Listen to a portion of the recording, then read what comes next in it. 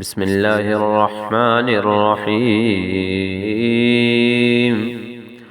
ياسين والقرآن الحكيم إنك لمن المرسلين على صراط مستقيم تنزيل العزيز الرحيم لتنذر قوما ما أنذر آباؤهم فهم غافلون لقد حق القول على أكثرهم فهم لا يؤمنون إنا جعلنا في أعناقهم أغلالا فهي إلى الأذقان فهم مقمحون وجعلنا من بين أيديهم سدا ومن خلفهم سدا فأغشيناهم فهم لا يبصرون وسواء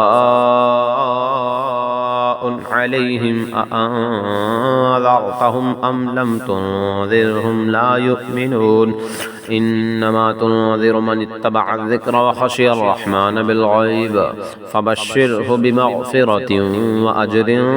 كريم إنا نحن نحيي الموتى ونكتب ما قدموا وآثارهم وكل شيء أحصيناه في إمام مبين واضرب لهم مثلا أصحاب القرية إذ جاءها المرسلون إذ أرسلنا إليهم اثنين فكذبوهما فعززنا بثالث فقالوا إنا إليكم مرسلون قالوا ما أنتم إلا بشر مثلنا وما أنزل الرحمن من شيء إن أنتم إلا تكذبون قالوا ربنا يعلم إنا إليكم لمرسلون وما علينا إلا البلاغ المبين قالوا إنا تطيرنا بكم لئن لم تنتهوا لنرجمنكم وليمسنكم منا عذاب أليم قالوا طائركم معكم أئن ذكرتم بل أنتم قوم مسرفون وجاء من أقصى المدينة رجل يسعى قال يا قوم اتبعوا المرسلين اتبعوا من لا يسألكم أجرا وهم مهتدون وما لي لا أعبد الذي فطرني وإليه ترجعون أأتخذ من دونه آلهة إن يردني الرحمن بضر لا تغني عني شفاعتهم شيئا ولا ينقذون إني إذا لفي ضلال مبين إني آمنت بربكم فاسمعون قيل ادخل الجنة قال يا ليت قومي يعلمون بما غفر لي ربي وجعلني من المكرمين وما أنزلنا على قومه من بعده من جند من السماء وما كنا منزلين إن كانت إلا صيحة واحدة فإذا هم خامدون يا حسرة على العباد ما يأتيهم من رسول إلا كانوا به يستهزئون ألم يروا كم أهلكنا قبلهم من القرون أنهم إليهم لا يرجعون وإن كل لما جميع لدينا محضرون وآية لهم الأرض الميتة أحييناها وأخرجنا منها حبا فمنه يأكلون وجعلنا فيها جنات من نخيل وأعناب وفجرنا فيها من العيون ليأكلوا من ثمره وما عملته أيديهم أفلا يشكرون سبحان الذي خلق الأزواج كلها مما تنبت الأرض ومن أنفسهم ومما لا يعلمون فآية لهم الليل نسلخ منه النهار فإذا هم مظلمون والشمس تجري لمستقر لها ذلك تقدير العزيز العليم والقمر قدرناه منازل حتى عاد كالعرجون القديم لا الشمس ينبغي لها أن تدرك القمر ولا الليل سابق النهار وكل في فلك يسبحون وآية لهم أنا حملنا ذريتهم في الفلك المشحون وخلقنا لهم من مثله ما يركبون وإن نشأ نغرقهم فلا صريخ لهم ولا هم ينقذون إلا رحمة منا ومتاعا إلى حين وإذا قيل لهم اتقوا ما بين أيديكم وما خلفكم لعلكم ترحمون وما تأتيهم من آية من آيات ربهم إلا كانوا عنها معرضين وإذا قيل لهم أنفقوا مما رزقكم الله قال الذين كفروا للذين آمنوا أنطعم من لو يشاء الله أطعمه إن أنتم إلا في ضلال مبين ويقولون متى هذا الوعد إن كنتم صادقين ما ينظرون إلا صيحة واحدة تأخذهم وهم يخصمون فلا يستطيعون توصية ولا إلى أهلهم يرجعون ونفخ في الصور فإذا هم من الأجداث إلى ربهم ينسلون قالوا يا ويلنا من بعثنا من مرقدنا هذا ما وعد الرحمن وصدق المرسلون إن كانت إلا صيحة واحدة فإذا هم جميع لدينا محضرون فاليوم لا تظلم نفس شيئا ولا تجزون إلا ما كنتم تعملون إن أصحاب الجنة اليوم في شغل فاكهون هم وأزواجهم في ظلال على الأرائك متكئون لهم فيها فاكهة ولهم ما يدعون سلام قولا من رب رحيم وامتازوا اليوم أيها المجرمون ألم أعهد إليكم يا بني آدم أن لا تعبدوا الشيطان إنه لكم عدو مبين وأن اعبدوني هذا صراط مستقيم ولقد أضل منكم جبلا كثيرا أفلم تكونوا تعقلون هذه جهنم التي كنتم توعدون اصلوها اليوم بما كنتم تكفرون اليوم نختم على أفواههم وتكلمنا أيديهم وتشهد أرجلهم بما كانوا يكسبون ولو نشاء لطمسنا على أعينهم فاستبقوا الصراط فأنى يبصرون ولو نشاء لمسخناهم على مكانتهم فما استطاعوا مضيا ولا يرجعون ومن نعمره ننكسه في الخلق أفلا يعقلون وما علمناه الشعر وما ينبغي له إن هو إلا ذكر وقرآن مبين لينذر من كان حيا ويحق القول على الكافرين أولم يروا أنا خلقنا لهم مما عملت أيدينا أنعاما فهم لها مالكون وذللناها لهم فمنها ركوبهم ومنها يأكلون ولهم فيها منافع ومشارب أفلا يشكرون واتخذوا من دون الله آلهة لعلهم ينصرون لا يستطيعون نصرهم وهم لهم جند محضرون فلا يحزنك قولهم إنا نعلم ما يسرون وما يعلنون أولم ير الإنسان أنا خلقناه من نطفة فإذا هو خصيم مبين وضرب لنا مثلا ونسي خلقه قال من يحيي العظام وهي رميم قل يحييها الذي أنشأها أول مرة وهو بكل خلق عليم الذي جعل لكم من الشجر الأخضر نارا فإذا أنتم منه توقدون أوليس الذي خلق السماوات والأرض بقادر على أن يخلق مثلهم بلى وهو الخلاق العليم إنما أمره إذا أراد شيئا أن يقول له كن فيكون فسبحان الذي بيده ملكوت كل شيء وإليه ترجعون بسم الله الرحمن الرحيم الرحمن علم القرآن خلق الإنسان علمه البيان الشمس والقمر بحسبان والنجم والشجر يسجدان والسماء رفعها ووضع الميزان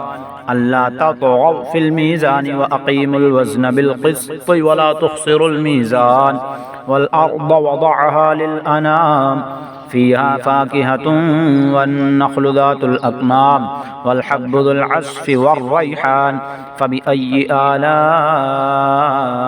ربكما تكذبان خلق الإنسان من صلصال كالفخار وخلق الجان من مارج من نار فبأي آلاء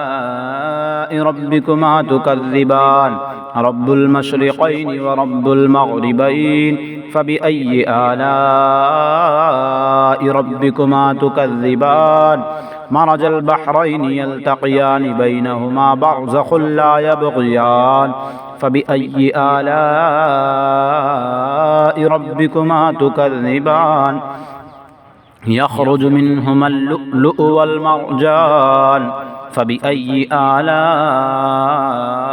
ربكما تكذبان وله الجوار المنشآت في البحر كالأعلام فبأي آلاء ربكما تكذبان كل من عليها فان ويبقى وجه ربك ذو الجلال والإكرام فبأي آلاء ربكما تكذبان يسأله من في السماوات والأرض كل يوم هو في شأن فبأي آلاء ربكما تكذبان سنفرغ لكم أيها الثقلان فبأي آلاء ربكما تكذبان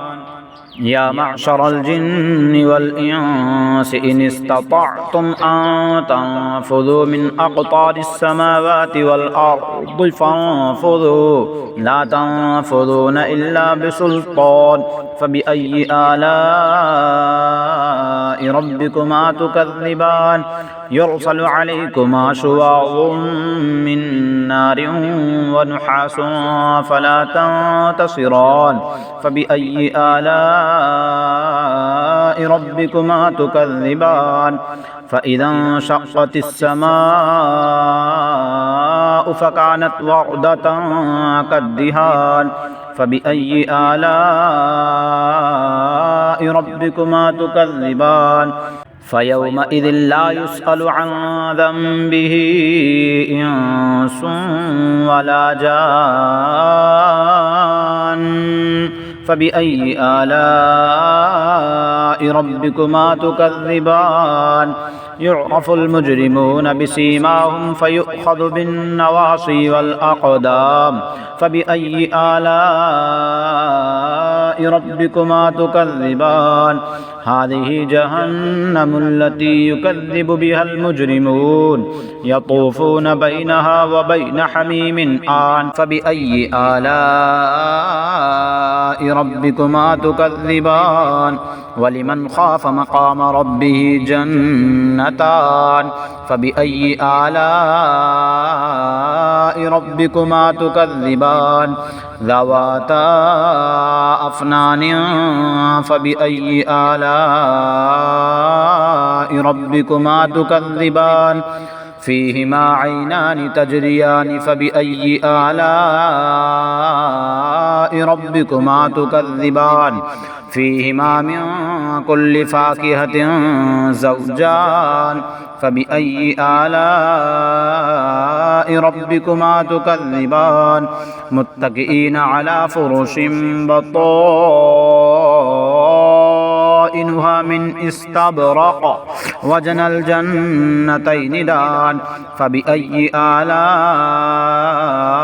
ربكما تكذبان فيهن قاصرات الطرف لم يطمثهن إنس قبلهم ولا جان فبأي آلاء ربكما تكذبان كأنهن الياقوت والمرجان فبأي آلاء ربكما تكذبان هل جزاء الإحسان إلا الإحسان فبأي آلاء ربكما تكذبان ومن دونهما جنتان فبأي آلاء ربكما تكذبان مدهامتان فبأي آلاء ربكما تكذبان فيهما عينان نضاختان فبأي آلاء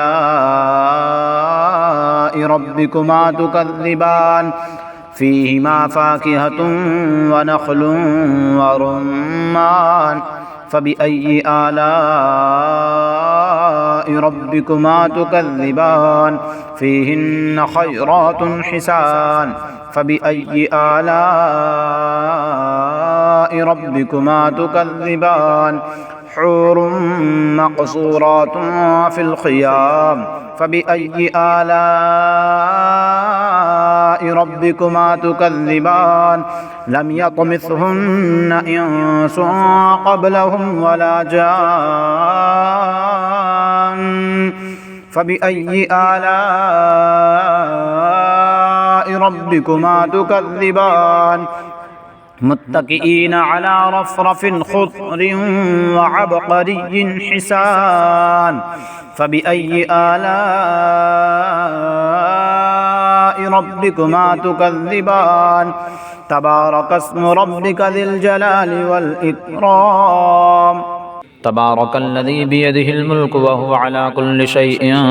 قدير الذي خلق الموت والحياة ليبلوكم أيكم أحسن عملا وهو العزيز الغفور الذي خلق 7 سماوات طباقا ما ترى في خلق الرحمن من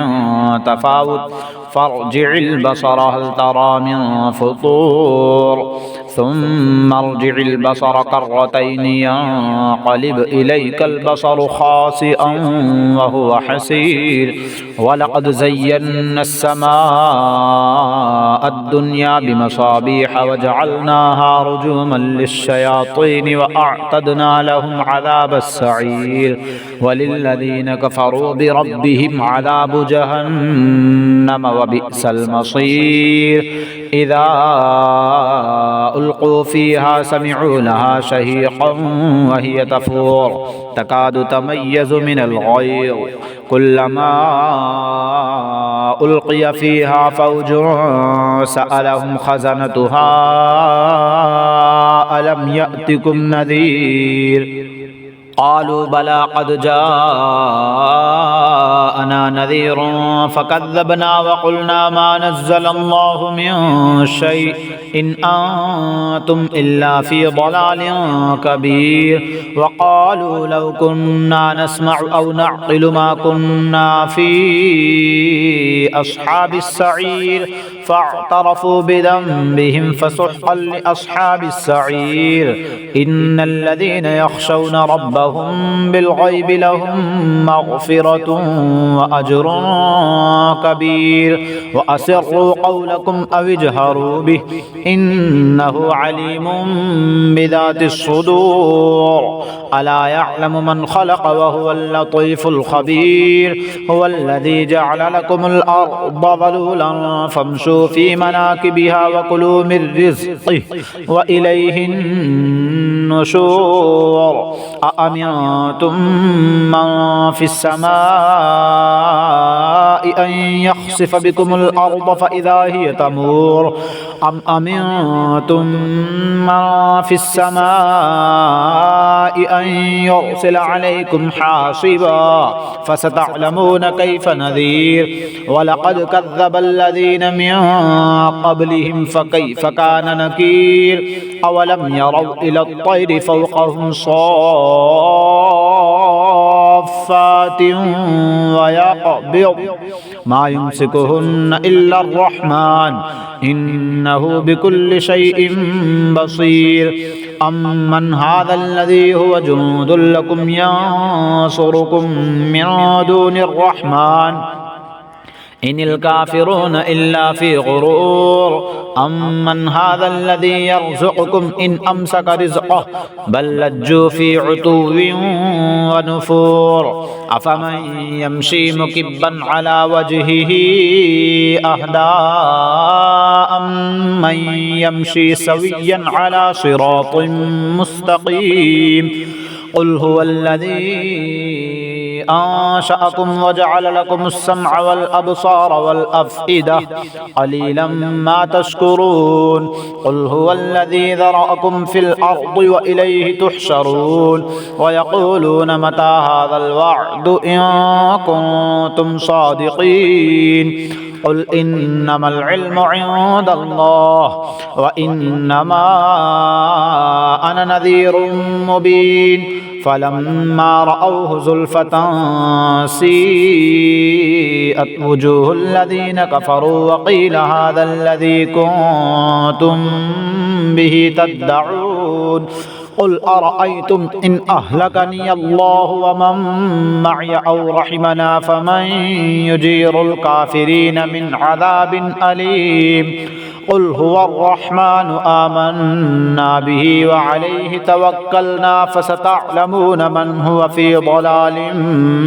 مبين قل أرأيتم إن أصبح ماؤكم غورا فمن يأتيكم بماء معين